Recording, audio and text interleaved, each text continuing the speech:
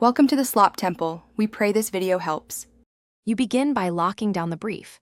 Confirm the client's objective and KPIs so the campaign has measurable targets. Once done, request business manager access, add account permissions and page roles. Make sure a valid payment method is on file. Next, collect creative assets and landing pages while implementing the Instagram/Facebook pixel and UTM parameters.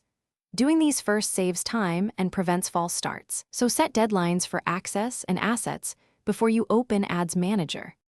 You now construct the campaign.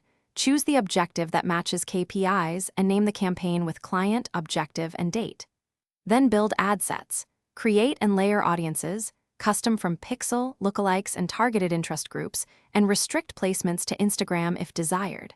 Set daily or lifetime budgets and pick a bidding strategy aligned with goals.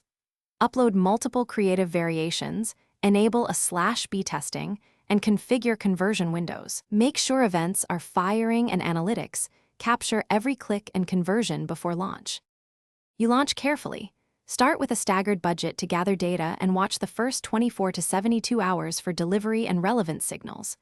Once you have conversions, pause low performers, reallocate spend to winners, adjust bids, and refresh creatives to avoid fatigue. Prepare concise reports showing cost per result, ROAS, and next actions, then scale winning ad sets. Troubleshooting tip. If ads aren't delivering, check account spending limits. Pixel diagnostics, audience size, too small, or rejected creative. Fix the root issue before increasing spend. Thanks for watching. Consider subscribing if we helped you.